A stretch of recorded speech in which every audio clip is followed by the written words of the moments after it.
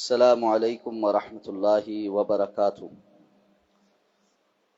بسم اللہ الرحمن الرحیم۔ اللہم صلی علی محمد وعلی آل محمد کما صلیت علی ابراہیم وعلی آل ابراہیم انک حمید مجید۔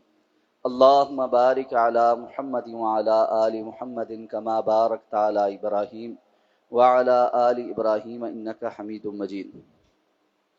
عن علی رضی اللہ تعالی عنہ قال لو كان الدين بالرأي لكان أسفل الخف أولى بالمسح من أعلاه وقد رأيت رسول الله صلى الله عليه وسلم يمسح على ظاهر خفيه أخرجه أبو داود بإسناد حسن۔ امیر المؤمنین حضرت علی المرتضی رضی اللہ تعالی عنہ بیان فرماتے ہیں کہ اگر دین رائے کے مطابق یعنی عقل کے مطابق ہوتا، اور مطابق کا معنی یہ ہے کہ ہر کسی کی عقل کے مطابق ہونا شروع ہو جائے، سارے کا سارا دین سب لوگوں کی عقل کے مطابق ہو جائے، تو لکان اسفل الخف اولا بالمسح من اعلاہ، تو پھر ظاہری طور پر عقل یہ کہتی ہے کہ مسح کرتے ہوئے جراب کا نچلا حصہ جو زمین سے ٹکراتا ہے اس پر مسح کرنا زیادہ اولا ہوتا بجائے جراب کے اوپر والے حصے کے مسح کرنے کے۔ اور ساتھ فرماتے وقد رأیت رسول اللہ صلی اللہ علیہ وسلم یمسح علی ظاہر خفیہ، رسول اللہ صلی اللہ علیہ وسلم کو میں نے مسح کرتے ہوئے دیکھا، آپ اپنے موزوں کے اوپر والی جو جگہ تھی اس پر ظاہر پر مسح فرما رہے تھے۔ یہ ہے سنن ابی داؤد کی حسن درجے کی روایت۔ وضو سے متعلق احکام و مسائل ذکر ہو رہے ہیں۔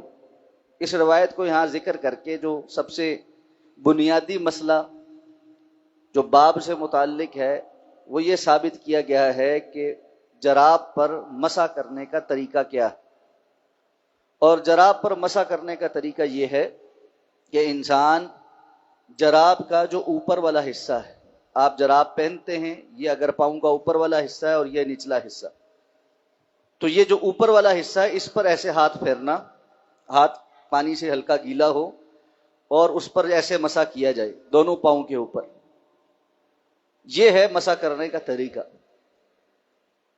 اس میں دونوں پاؤں پر بیک وقت مسح بھی کیا جا سکتا ہے، یعنی دونوں ہاتھوں سے ایسے، اور باری باری بھی مسح کیا جا سکتا ہے، کوئی پابندی نہیں۔ دوسری بات جو اس روایت سے پتہ چلتی ہے وہ اصول اور ضابطہ ہے جو حضرت علی رضی اللہ تعالیٰ عنہ نے بیان فرمایا کہ دین در حقیقت اللہ اور اللہ کے رسول صلی اللہ علیہ وسلم کی اطاعت اور فرما برداری کرنے کا نام ہے۔ ہر کسی کی رائے کے مطابق دین نہیں ہو سکتی، اس لیے کہ کسی شخص کی رائے ایک ہے، دوسرے کی رائے دوسری ہے، جتنے منہ اتنی باتیں ہیں، تو یہ سمجھنا کہ دین ہر کسی کی رائے اور عقل کی مطابقت میں ہوگا یہ درست نہیں۔ اچھا، اس بات سے یہ بات ضرور ذہن میں رہنی چاہیے کہ اس کا مطلب یہ نہیں ہے کہ دین غیر معقول ہے۔ کیا معنی؟ ایسا نہیں ہو سکتا کہ عقل سلیم کے بنیادی جو تقاضے ہیں دین کا کوئی حکم بھی ان سے متصادم ہو۔ اللہ رب العزت نے انسان کو کوئی حکم بھی ایسا نہیں دیا جو انسانی فطرت سے اور عقل سلیم سے متصادم ہو۔ دین کے تمام احکامات اللہ تعالیٰ کی طرف سے حکمت پر مبنی ہیں۔ بسا اوقات وہ حکمتیں فوری طور پر ظاہری طور پر عیا ہوتی ہیں، اور بسا اوقات وہ حکمتیں عیا نہیں ہوتی، یا کسی ایک دور میں اس کی حکمتیں اس طرح واضح نہیں ہوتی جو آنے والے دور میں بہت سارا کچھ اور ایجاد ہو جانے سے ان باتوں کی حکمتیں واضح ہو جاتی۔ لیکن اگر کسی شخص کو اس وقت کوئی بات سمجھ نہیں آ رہی تو اس کا معنی یہ نہیں ہوگا کہ دین باطل ہو گیا ہے، اور ہر دین کے حکم کو عقل کے پیمانے پر ہی تولنا اور اس کی عقلی توجیہ ہی کرنا، اور اگر عقلی توجیہ ہو جائے تو اس کو قبول کرنا، اگر نہ ہو تو اس کو رد کر دینا، یہ اصول نہیں ہوگا۔ اصول یہ ہوگا کہ کتاب اللہ اور صحیح سنت رسول اللہ صلی اللہ علیہ وسلم میں جو کچھ بیان ہو گیا، اگر وہ صحیح سند سے ہم تک پہنچ گیا ہے، وہ ہمارے فی الوقت کے فہم کے اندر آتا ہے تب بھی، اور اگر نہیں آتا تب بھی اس پر اتنا پورا ایمان رکھنا جتنا اللہ اور اللہ کے رسول نے بتلایا ہے، یہ ہمارا دین کا تقاضا ہے۔ بہت سارے لوگ انہوں نے دین کے معاملات کو عقل کی نظر سے جب دیکھنا شروع کیا تو پھر اس کی توجیحات شروع کی، اور توجیحات جب نہیں ہو پائیں تو بہت ساری ایمانیات اور بنیادی عقائد کی چیزوں سے بھی منحرف ہو گئے۔ بہت سے لوگ ہیں جو اللہ رب العزت کی کئی ایک صفات کے منکر ہیں۔ کیوں منکر ہیں؟ یا تو وہ اپنی طرف سے اس کی کوئی تشریح تعویل کرتے ہیں، یا سرے سے کہتے ہیں کہ جی یہ صفات ہی نہیں۔ مثلا جب یونانی فلسفہ ترجمہ ہو کر عباسی دور خلافت میں مسلمانوں کے ہاتھ آیا تو بہت سارے وہ لوگ جو نئے مسلمان ہوئے تھے انہوں نے اس فلسفے سے متاثر ہو کر اسلامی عقائد کو انہی اصول اور ضوابط میں ڈھالنا شروع کیا جن میں یونانی فلسفہ تھا۔ اور ہم جانتے ہیں کہ یونانی فلسفے کی ایک بہت بڑی بنیاد وہ منطق ہے، لاجک ہے، منطقی اصول ہے۔ اب ہوا یہ کہ پہلے ان لوگوں نے ان منطقی اصولوں کو اپنے لیے بنیاد بنایا، اور اس کے بعد ہر دینی عقیدے کو اس منطق کے اوپر ڈھالنا شروع کیا، پیش کرنا شروع کیا، اور اس کے مطابق توجیحات شروع کی۔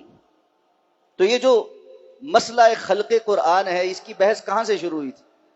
اس سے کہ اللہ رب العزت کی صفت کلام، اس کو ہم کیسے مانیں؟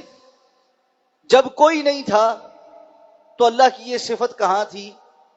اور اللہ تعالیٰ اگر اس وقت بھی متکلم تھے اور صفت کلام کو ہم مان لیں گے تو کسی متکلم کا کلام نہ کرنا یہ اس صفت کی نفی ہے، اور اگر وہ کلام کر رہا تھا اور آگے سننے والا کوئی نہیں تھا تو یہ کلام عبث ہے۔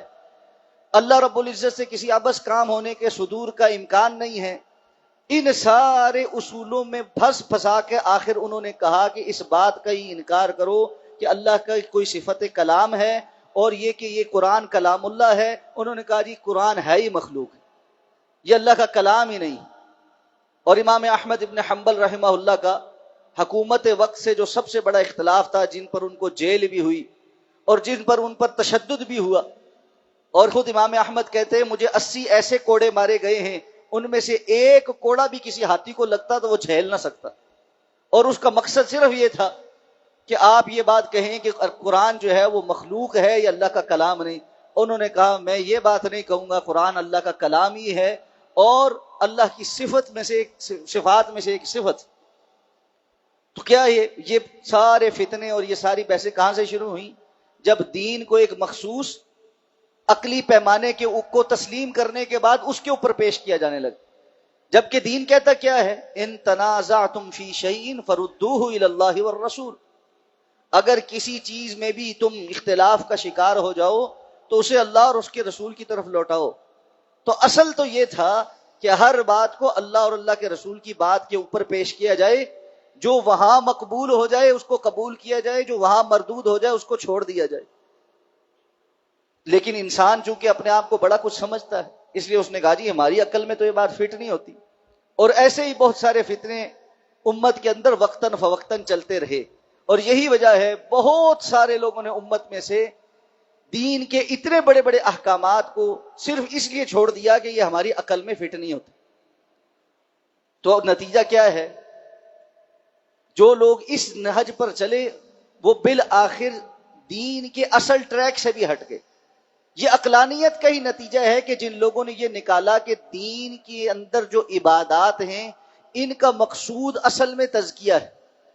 یعلمہم الکتاب والحکمت ویزکیہم، انہوں نے کہا جی اللہ کے رسول یہ کام کرتے ہیں کہ کتاب و حکمت کی تعلیم دیتے ہیں، کس لیے؟ تاکہ تزکیہ ہو جائے۔ تو اگر کسی کا تزکیہ ہو گیا ہے تو اس کا مطلب ہے وہ اس فیز سے اوپر چلا گیا ہے کہ اس کو اب شریعت کا پابند نہیں بنایا گیا۔ شریعت کی پابندی تو تزکیے کے لیے ہے، جس کا قلب جاری ہو جائے اس کے لیے عقل یہ کہتی ہے کہ اب شریعت کی پابندی نہیں ہے۔ اس لیے انہوں نے کہا جی شریعت ایک چیز ہے، طریقت دوسری چیز۔ اور طریقت جو ہے وہ شریعت کے متوازی ایک اور دین بن گیا. تو نتیجہ یہ آپ پوچھیں کہ جی جس کو آپ اللہ کا ولی کہتے ہیں وہ تو نماز ہی نہیں پڑھتا، تو وہ کہتے ہیں بھائی آپ کو نہیں پتا، ان کا قلب جاری ہو چکا ہے، ان کی نمازیں مکے مدینے ہوتی ہیں، ان کی نمازیں بغداد میں شیخ عبد القادر جیلانی کے پیچھے ہوتی ہیں، ان کا دل ہی مسجد ہے، اللہ کا گھر بن چکا ہے، ان کی نماز دل میں ہوتی ہے. ہمارے پیر صاحب کی نماز تسبیح پہ ہی ہو جاتی ہے. اور نماز کو تو اللہ نے کہا اقیم الصلاۃ لذکری، میری ذکر کے لیے نماز قائم کرو. ان کا قلب جاری ہو چکا ہے، یہ تو 24 گھنٹے نماز میں ہیں. شیطان نے ایسے ایسے وسوسے ڈالے ہیں، یہ سارے عقلانیت کا نتیجے کہ دین کو اس کے اپنی مرضی کے اوپر پرکھنا ہے، اپنی مرضی کو دین کے اوپر نہیں پرکھنا. اس لیے امیر المومنین حضرت علی رضی اللہ تعالیٰ عنہ فرماتے دین کسی کی پسند ناپسند اور رائے کے مطابق نہیں ہے. لوگوں کی رائے کو دین کے اوپر پیش کیا جائے گا. اگر ایسا ہو تو رائے تو یہی کہتی ہے کہ زمین کے ساتھ ٹچ ہونے والا جو کپڑے کا حصہ ہے وہ تو پاؤں کے نیچے والا حصہ ہے، اس کے اوپر مسح کرو. لیکن اللہ کے رسول صلی اللہ علیہ وسلم نے پاؤں کے اوپری حصے پر مسح کیا ہے، اور ہم اسی بات کے پابند ہیں کہ ہم اللہ کے رسول کے عمل کو دیکھتے ہوئے اس کو اختیار کریں. ہم اس کے پابند نہیں ہیں کہ رائے کیا کہتی ہے. تو ہمیں جہاں کتاب و سنت کا حکم مل جائے وہاں اس پر عمل کرنا بغیر چوں چرا کے، بغیر چوں چرا کے. یہ ہے اصل وہ دین جو اللہ کے رسول صلی اللہ علیہ وسلم نے سکھلایا تھا، اور جس کی طرف جا بجا کتاب اللہ نے بھی رہنمائی کی ہے. اطیعوا اللہ و اطیعوا الرسول، اللہ اور اللہ کے رسول کی اطاعت کرو. ما آتاکم الرسول فخذوہ وما نہاکم عنہ فانتہوا، جو تمہیں اللہ کے رسول دے وہ لے لو، جس سے روکے اس سے رک جاؤ. اور اسی لیے اللہ کے رسول صلی اللہ علیہ وسلم نے دین کے معاملے میں صحابہ کرام کو بے جا سوالات کرنے سے، بال کی کھال اتارنے سے منع کیا تھا. فرمایا جو بات میں تمہیں کہتا ہوں اس کو لے لو، جس سے روکتا ہوں اس سے رک جاؤ، جہاں خاموشی اختیار کرتا ہوں وہاں قرید نہ کرو، اس لیے کہ تم سے پہلے لوگوں کو ہلاکت میں انہی سوالوں نے ڈالا تھا. تو یہ بلا وجہ کے جو سوال قرید کرنا، اور جو نہیں جی اس کی کوئی حکمت تو ہوگی نا، کوئی ایسی بات جو ہمیں اس کو ذرا لاجیکلی سمجھا دے. سب سے بڑی لاجک یہ ہے کہ اللہ اور اللہ کے رسول صلی اللہ علیہ وسلم کا فرمان ہم تک پہنچ چکا، اس سے بڑھ کر وہ لاجک کیا ہے؟ وگرنہ تو لاجک کے سوالات اس سے پہلے تھے جہاں ہم ایمان لا چکے. ایمان بالغیب جو ہے، اللہ پر ایمان لانا، آخرت پر ایمان لانا، جنت اور جہنم پر ایمان لانا، یہ سارے کے سارے ہم نے متن سے، کتاب اللہ اور سنت رسول اللہ سے اخذ کر کے حاصل کیا. ہم نے نہ جنت دیکھی ہے، نہ اللہ کا دیدار کیا ہے ابھی، نہ ہم نے جہنم دیکھی ہے، نہ ہمیں آخرت کے متعلق عین الیقین دنیا کے ان معیارات کے اوپر ہے. ہم نے تو اللہ کے بتائے ہوئے اصول اور ضابطے کے مطابق اس چیز کو سمجھ کر، اس کے پیمانوں کو سمجھ کر اس پر ایمان لایا ہے. اس لیے دین کتاب و سنت کا نام ہے. اللہ ہمیں سمجھ کر عمل کرنے کی توفیق عطا فرمائے. سبحانک اللہم و بحمدک، نشہد ان لا الہ الا انت، نستغفرک و نتوب